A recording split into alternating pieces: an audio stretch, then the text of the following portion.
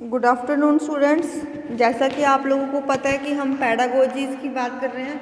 यहाँ पे हम आज डिस्कस करेंगे स्किल ऑफ क्वेश्चनिंग। ठीक है, स्किल ऑफ क्वेश्चनिंग से पहले हमने एक स्किल और की है, वो स्किल है skill of introducing a lesson. ठीक है, जब हम ट्रेनिंग करते हैं तो उसके अराउंड हमें 16 to 17 जो है स्किल्स अपनी इम्प्रूव करनी पड़ती हैं, देखना पड़ता है कि कौन सी स्किल है। लेकिन यहाँ पर वीडियोस में हम सिर्फ वही करेंगे डिस्कस जो हमारे सिलेबस में है। ठीक है, तो फर्स्ट स्किल जो लॉजिकली फर्स्ट स्किल बनती है प्रैक्टिस के हिसाब से, वो बनती है skill of introducing a lesson. ठीक है, सेकेंड स्किल की अगर हम बात करते हैं तो ये है स्किल ऑफ क्वेश्चनिंग। ठीक है, इससे पहले एक और कराई है skill of probing questioning. Books के अंदर क्वेश्चनिंग स्किल के नाम से दो स्किल्स मिलती हैं आपको, एक स्किल ऑफ प्रोबिंग क्वेश्चनिंग और एक simple skill of questioning. Skill of probing questioning जो है इससे पहले वाली वीडियो में हो चुकी है। ठीक है, अगर किसी के सिलेबस में स्पेसिफिक मेंशन है कि स्किल ऑफ प्रोबिंग क्वेश्चनिंग करनी है तो आप वो वाली करोगे। अगर खाली सिर्फ स्किल ऑफ क्वेश्चनिंग में वो है मेंशन है तब आप कोई भी कर सकते हो। ठीक है, तो इसको हम स्टार्ट करते हैं आज कि क्वेश्चनिंग होती क्या है।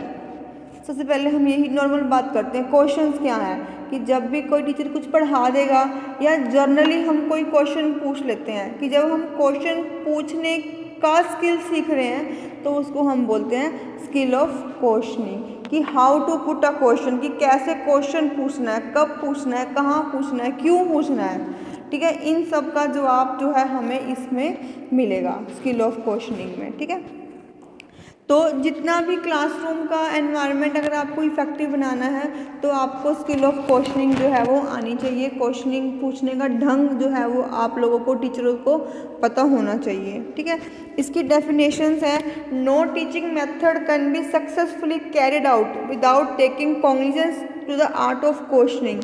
कि इसकी इम्पोर्टेंस इसी बात से हमें नज़र में आ रही है कि कोई भी टीचिंग मेथड इफ़ेक्टिवली वर्क नहीं करेगा अगर आपको टीचिंग क्वेश्चनिंग का आर्ट आपके पास नहीं है। आप क्वेश्चनिंग नहीं पूछ सकते, क्वेश्चनिंग नहीं कर सकते, मीन्स कि आपकी जो टीचिंग है वो इफ़ेक्टिव नहीं है। Teaching means skillful questioning. यहाँ पर देखो स्पेसिफिक मेंशन है कि टीचिंग का मतलब ही क्या है, कि स्किलफुल क्वेश्चनिंग, कि आपको क्वेश्चनिंग का आर्ट जो है वो आना चाहिए, कि क्वेश्चनिंग पूछनी कैसे है वो आनी चाहिए। To force the mind to see, कि आप माइंड को फोर्स करो देखने के लिए कि क्या अरेंजमेंट है, क्या एक्ट है, कि बच्चा कैसे उस चीज़ को देख पा रहा है, कैसे उस चीज़ के ऊपर वो एक्ट कर पा रहा है। इन चीज़ों को चेक करने के लिए हम क्या करते हैं, क्वेश्चनिंग करते हैं। ठीक है, questioning is the key to all educative activities. ये किसी और ऑथर की है कि टीचिंग जो क्वेश्चनिंग जो है की है, कि एक कुंजी लगा सकते हैं कि जितनी भी एजुकेशनल एक्टिविटीज़ अगर आपने अच्छे से परफॉर्म करानी है तो क्वेश्चनिंग ही एक वो की है कि जो आपकी इफेक्टिवनेस ऑफ टीचिंग जो है वो जज कर सकती है, मेजर कर सकती है। Questioning skill can be defined as a teaching skill helpful in putting the desired, meaningful, clear, relevant, specific, grammatically correct, simple and straightforward questions to the students। कि अगर आप clearly questions पूछ रहे हो, आपकी mistakes नहीं है questions के पूछने में, सेंस आपके questions की बिल्कुल ठीक है, तो क्लासरूम टीचिंग का जो पर्पस है वो सक्सेसफुल हो जाएगा, पूरा हो जाएगा। अब नाउ द क्वेश्चन अराइज कि what is the purpose of questioning. Chart में क्लियर हो रहा है कि क्या पर्पस है, कुछ टॉपिक हैं जो हमें क्लियर करने हैं। तो पर्पस हम बात कर रहे हैं कि पर्पस क्या है या फंक्शनिंग क्या है क्वेश्चनिंग की। सबसे पहला क्या है, टू टेस्ट नॉलेज, कि अगर आपको बच्चों की नॉलेज टेस्ट करनी है तो कैसे करोगे। आप एग्ज़ाम देते हो, एग्ज़ाम्स में क्या आते हैं, क्वेश्चंस आते हैं और आपको क्या करना होता है, उनका आंसर करना होता है। कि यहाँ पर हम क्वेश्चनिंग स्किल से जो यहाँ पर अब हम बात कर रहे हैं वो क्लासरूम की बात कर रहे हैं कि आपने आज पढ़ाया और आज की आज आपने कुछ क्वेश्चंस अपने बच्चों से पूछ लिए, कि आपने वहीं पर ही बच्चों की नॉलेज जो है वो टेस्ट कर ली, वहीं पर ही आपने टेस्टिंग कर दी कि हाँ बच्चों को आता है या नहीं आता। अगर सारे बच्चे आंसर सही दे रहे हैं, अब ये तो नहीं है कि क्लास में आज आपने पढ़ा भी दिया और हर बच्चे से आप पूछ भी लोगे, नहीं। रैंडमली आप 2-3 बच्चों को खड़ा करके पूछ सकते हो। अगर वो जिन बच्चों को आपने रैंडमली खड़ा किया है, अगर वो बच्चे आंसर सही दे रहे हैं कि मीन्स कि बच्चों को समझ में आ गया है। अगर अगर अगर बच्चे नहीं देंगे तब है कि समझ में नहीं आया। अगर वो आंसर करेक्टली कर रहे हैं तो उनको समझ में आ चुका है। तो यहाँ पर हम टेस्ट कर रहे हैं किसकी, नॉलेज के लिए। अब बच्चों को मोटिवेट करना है तब भी हमें क्वेश्चनिंग करनी पड़ती है। हम उनसे कुछ जीके के क्वेश्चन पूछ लेते हैं। हम नॉर्मली बच्चों से पूछ लेते हैं कि हमारा सीएम कौन है, हमारा पीएम कौन है, पीएम की फुल फॉर्म क्या है, उनका क्या काम, जनरल से क्वेश्चंस भी उनको मोटिवेट करने के लिए कि जहाँ आप रह रहे हो, जिस एनवायरनमेंट में आप रह रहे हो, उसका भी आपको ज्ञान होना बहुत ज़रूरी है। तो ये जो बच्चों को मोटिवेट करना है कि आपको क्या करना चाहिए, कैसे करना चाहिए, इसके लिए भी जो है हम बच्चों से क्वेश्चनिंग करते हैं। उसके बाद है कि एक्टिव पार्टिसिपेशन, कि बच्चे कब एक्टिवली पार्टिसिपेट करेंगे टीचिंग, क्लासरूम टीचिंग में, जब उनको पता होगा कि टीचर कभी भी उठकर क्वेश्चन पूछ सकता है। कई टीचर्स की हैबिट होती है कि वो आते हैं, पढ़ाते हैं और चले जाते हैं, बच्चों से वो इंटरेक्शन नहीं करते। तो उस केस में उन टीचर्स की क्लासरूम में बच्चे कैसे होते हैं, पैसिव बैठे रहेंगे कि पता है कि टीचर ने सिर्फ आना है, लेक्चर देना है और चला जाना है। लेकिन जिस टीचर की हैबिट होगी कि वो क्वेश्चनिंग करेगा, क्वेश्चंस पूछेगा, तो बच्चे उसकी क्लास को अटेंटिव होकर सुनेंगे कि हाँ टीचर अब हमारे से क्वेश्चन जो है वो पूछने वाले हैं। ठीक है, तो अगर आपको एक्टिव पार्टिसिपेशन चाहिए बच्चों की क्लासरूम में, तो आपको आर्ट ऑफ क्वेश्चनिंग जो है वो आनी चाहिए, वो क्वेश्चनिंग की स्किल आप में अंदर होनी चाहिए।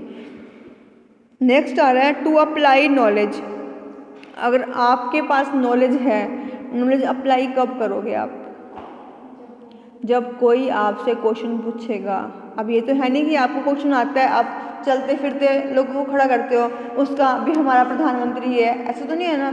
नॉलेज हम कब अप्लाई करते हैं कि जब कोई क्वेश्चन हमारे से पूछता है और हम उसका रैपिडली आंसर जो है वो दे रहे हैं, that time we are applying our knowledge, कि हमें इस चीज़ का ज्ञान है। ज्ञान होने का मतलब ये नहीं है कि आप चलते टाइम या बैठे टाइम बोलते टाइम आंसर कोई भी अपने आप से बोलते रहो, नहीं। अप्लाई कब करना है कि व्हेनेवर कोई भी आपसे क्वेश्चन पुट करे, आप उसको रैपिडली आंसर कर दो, that time we are applying our knowledge.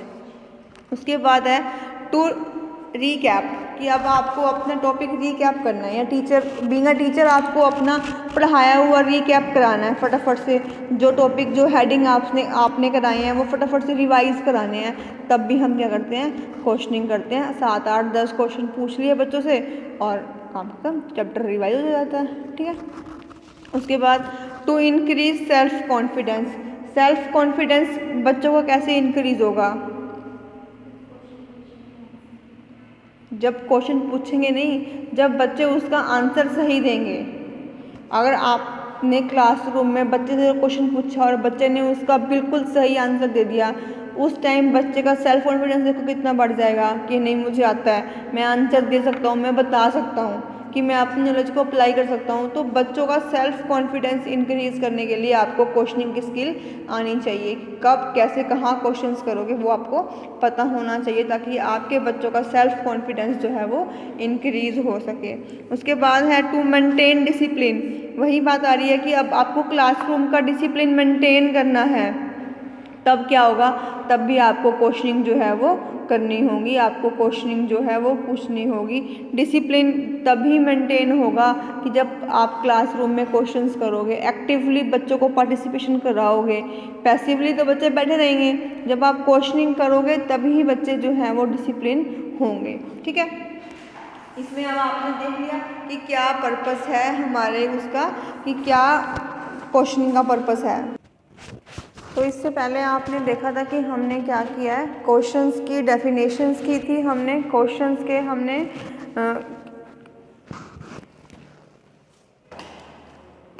Type करे थे, क्वेश्चन की हमने पहले डेफिनेशन करी है और इसका पर्पस करा है कि हम क्वेश्चनिंग क्यों करते हैं। ठीक है, अब हम बात करेंगे टाइप ऑफ क्वेश्चंस की, कि कितने टाइप के हमारे पास क्वेश्चंस बन सकते हैं। क्वेश्चंस जो है हमारे पास नेचुरल क्वेश्चंस होते हैं, फॉर्मल क्वेश्चंस होते हैं और हायर ऑर्डर क्वेश्चंस होते हैं। नेचुरल क्वेश्चंस कौन से होंगे कि जो प्लान्ड नहीं है, कि स्पॉन्टेनियसली आपने कोई भी क्वेश्चन बच्चों से पूछ लिया, ठीक है, कंसर्न था टॉपिक, वो प्लान नहीं था, आपके माइंड में, टीचर के माइंड में वैसे ही आया और आपने बच्चे को खड़ा करके वैसे ही वो क्वेश्चन पूछ लिया। नेचुरल क्वेश्चन है कि यहाँ पर फर्दर कोई प्लानिंग नहीं की गई उस चीज़ के लिए, कहीं लेसन प्लान में मेंशन नहीं है। स्पॉन्टेनियसली जो है, जो क्वेश्चन कर रहा है उसके माइंड में आया और उसने बच्चों से पूछ लिया जस्ट टू इन्फॉर्मेशन को गैदर करने के लिए, ठीक है। उसके बाद फॉर्मल क्वेश्चन है। फॉर्मल को हम 3 कैटेगरीज में और डिवाइड कर रहे हैं। ये क्वेश्चन फॉर्मली है, नाम से ही डिक्शन मिल रही है कि प्लान्ड है। सॉरी, पहले ही टीचर सोच के आता है कि उसको क्या क्वेश्चन पूछने हैं। इसके अंदर 3 हम पूछ रहे हैं। फर्स्ट हम कर रहे हैं इंट्रोडक्टरी, कि जो इससे पहले वाली स्किल थी उसमें हमने क्या किया था, स्किल ऑफ रिड्यूसिंग में हमने क्या किया था, पीके टेस्टिंग जो हम कर रहे थे उसमें हम क्या करते हैं, लेसन इंट्रोडक्टरी क्वेश्चंस होते हैं कि यहाँ पर आपको जस्ट चैप्टर को इंट्रोड्यूस कराना है, चैप्टर पढ़ाना नहीं है, यहाँ पर क्या कराना है, चैप्टर को इंट्रोड्यूस कराना है, उससे मिलवाना है। जैसे आप लोगों ने मम विद्यालय का बनाया है तो उससे पहले आप स्कूल का नाम पूछ रहे हो, उस बच्चे का नाम पूछ रहे हो, स्कूल कैसे आते हो वो पूछ रहे हो।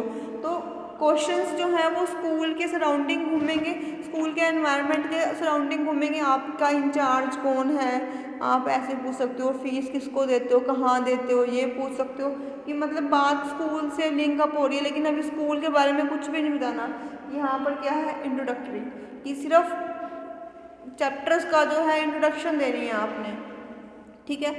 डेवलपिंग में क्या आएगा, यहाँ पर आप चैप्टर्स को पढ़ाओगे with the help of questioning, कि क्वेश्चनिंग करते रहो और चैप्टर को डेवलप करते रहो, ठीक है।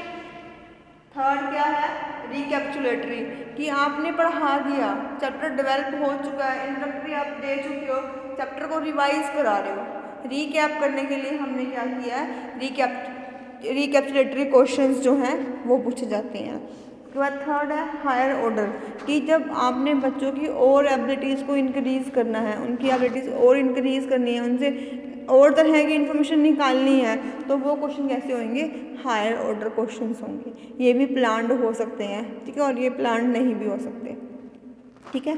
3 टाइप के हैं, नेचुरल, फॉर्मल और हायर ऑर्डर। फॉर्मल के अंडर फिर 3 आते हैं, कौन कौन से, इंट्रोडक्टरी क्वेश्चंस, डेवलपिंग क्वेश्चंस और रिकैप्चुलेटरी क्वेश्चंस। क्लियर है। उसके बाद हम बात करते हैं कैरेक्टरिस्टिक्स की, कि कौन कौन सी कैरेक्टरिस्टिक्स हैं क्वेश्चंस में होने चाहिए।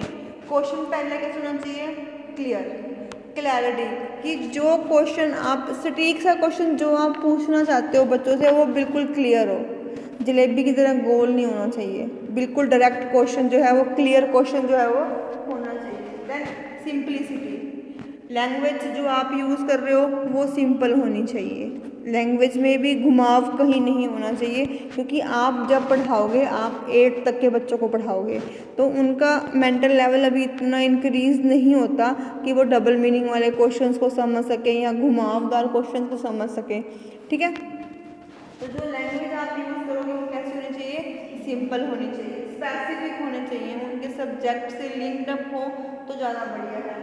चैलेंजिंग होने चाहिए, कि जब आप बच्चों को क्वेश्चन दो तो बच्चे उस चीज़ को सोच सकें और उसको एज अ चैलेंज एक्सेप्ट कर सकें और उसको आंसर करने की उनमें एबिलिटी होनी चाहिए। जितनी स्किलफुल आपकी क्वेश्चनिंग होगी उतनी ही एबिलिटीज़ बच्चों के अंदर इंक्रीज होगी कि बच्चे आपके क्वेश्चन को आंसर दे सकें। अगर कंसेप्ट से स्पेसिफिक क्वेश्चन अगर आप थोड़े से घुमा के भी पूछ रहे हो, रीजनिंग के रूप में पूछ रहे हो, तब भी बच्चे उसको आंसर कर पाएंगे, ठीक है। उसके बाद है अवॉइड यस और नो रिस्पॉन्स। जब भी आप क्वेश्चनिंग करो, मैंने सुबह भी बताया था आपको कि यस और नो के आंसर्स को अवॉइड करना है। क्यों अवॉइड करना है, तुमने सुबह भी नहीं पूछा कि मैम अवॉइड क्यों करना है, आपने बताया नहीं।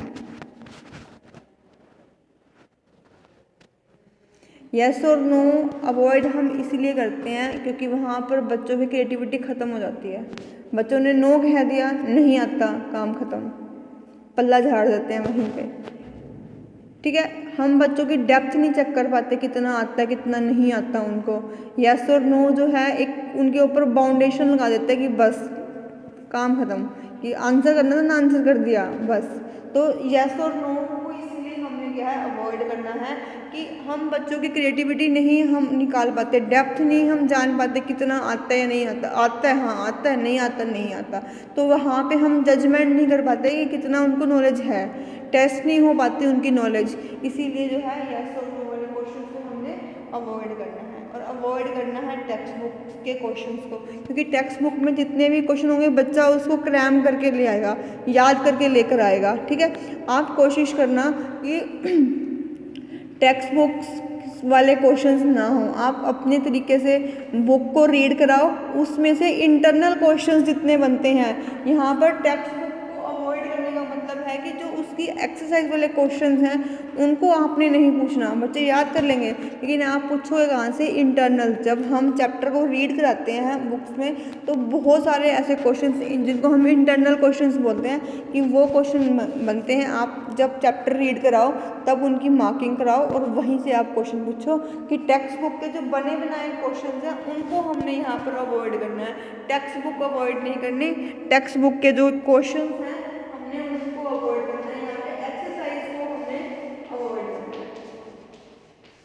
ठीक है, उसके बाद जो है क्वेश्चंस कैसे होने चाहिए, क्वेश्चन पर्पसफुल होने चाहिए। आप साइंस के टीचर हो, मैथ्स के टीचर हो, क्वेश्चनिंग आप हिंदी की कर रहे हो तो वो पर्पस नहीं है बच्चों का। बच्चे आंसर दे देंगे, उसके सिलेबस का होगा, यस और नो कह देंगे, बट जो उनका पर्पस है वो फुलफिल नहीं होगा। तो क्वेश्चंस कैसे होने चाहिए, पर्पसफुल होने चाहिए। ठीक है, उसके बाद हम वही बात कर रहे थे कि क्वेश्चनिंग हम कब कब कर सकते हैं, व्हेन टू क्वेश्चंस और हाउ टू आस्क क्वेश्चंस, कैसे हमने क्वेश्चंस को जो है वो पूछना है और कब पूछना है।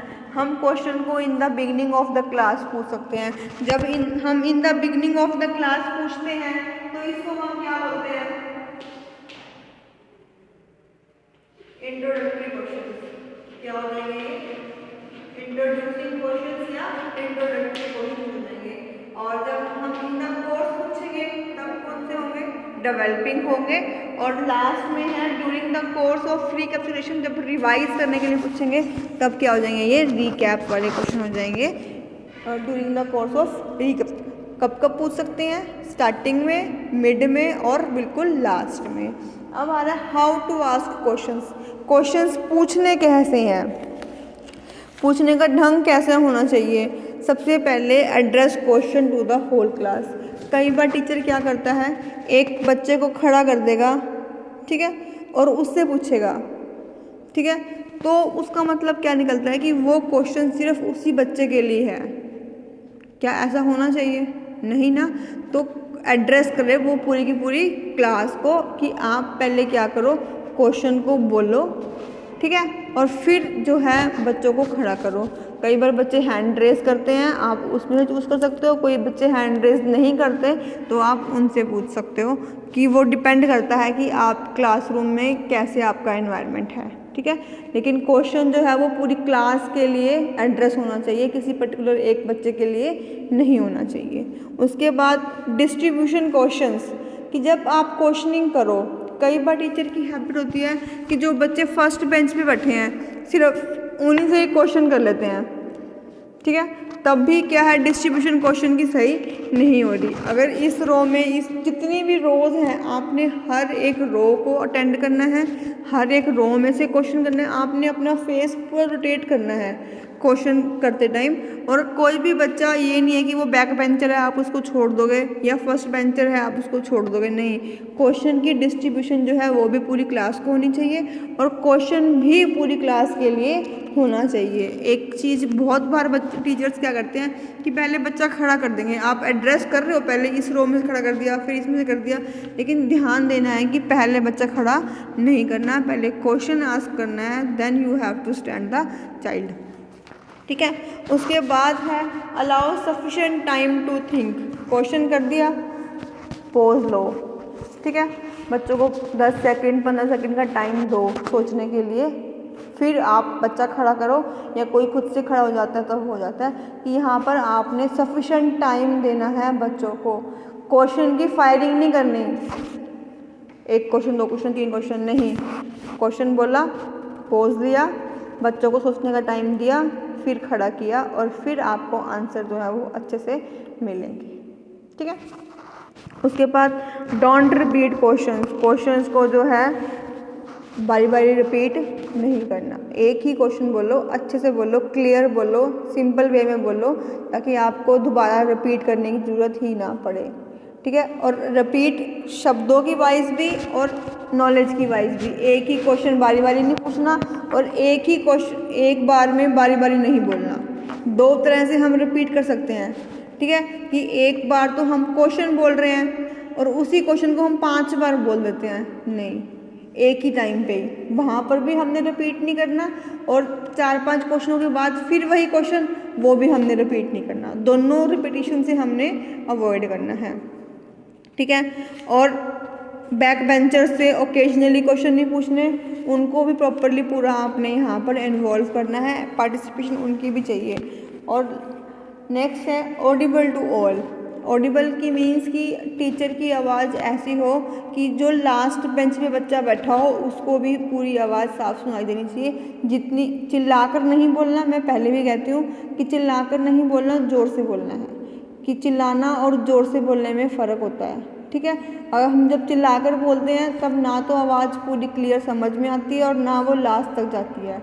ठीक है, तो आवाज़ इतनी, जो पेस है वो इतना ऊंचा हो कि वो लास्ट बेंच पे बैठे हुए बच्चे को भी सुनना चाहिए। ये नहीं है कि गुड़ गुड़ गुड़ गुड़ यही खुद से ही बोलते रहो, कि सिर्फ आपको क्वेश्चन जो है वो सुनाई देना नहीं चाहिए। लास्ट बेंच तक के बच्चों को भी क्वेश्चन जो है वो क्लियर सुनाई देना चाहिए। ठीक है, उसके बाद है अवॉइड डबल मीनिंग क्वेश्चंस। मैंने पहले भी बताया कि क्वेश्चन, क्योंकि जब आप क्लासरूम में जाओगे आपको मैक्सिमम 10 तक क्लास बच्चों को मिलेगी, मैक्सिमम, क्योंकि आप बीएड स्टूडेंट हो। ठीक है, तो आपने कोशिश करना है कि डबल मीनिंग वाले क्वेश्चंस जो हैं वो नहीं होने चाहिए। ठीक है, और उसके बाद जब आप क्वेश्चनिंग करो तो थोड़ा सा ध्यान दो कि आपका फेस चीयरफुल होना चाहिए। सड़ा हुआ मुंह बनाकर आपने क्वेश्चन नहीं करना है। उससे क्या होगा कि जिस बच्चे को क्वेश्चन आता भी होगा ना, वो तब भी आंसर नहीं देगा। ठीक है, तो बी चीयरफुल। वैसे भी हम लाइफ में, छोटी सी लाइफ है, वैसे भी आप हंसते रहो, मुस्कुराते रहो तो अच्छे लगते हो। तो जब क्वेश्चनिंग करो दैट टाइम तो बिल्कुल भी जो है आपने अपना मुंह जो है, फेशियल एक्सप्रेशन जो है वो आपने सही देने हैं, ख़राब नहीं देने, ताकि बच्चा जो डरे नहीं और जो क्वेश्चनिंग है वो सही तरीके से कर सके। तो ये आपकी स्किल थी जो हमने, सेकंड स्किल है स्किल ऑफ क्वेश्चनिंग, जो आपने करनी है। इसके नेक्स्ट में हम लोग क्या करेंगे, इसके नेक्स्ट में हम लोग फॉर्मेट करेंगे। प्रॉबिंग क्वेश्चनिंग का हम लोग फॉर्मेट कर चुके हैं, लेकिन इसका फॉर्मेट अभी जो है वो कल करेंगे। ठीक है, यहाँ तक अगर किसी बच्चे को कोई चीज़ समझ नहीं आई है तो वो आप लोग जो है वो पूछ सकते हैं।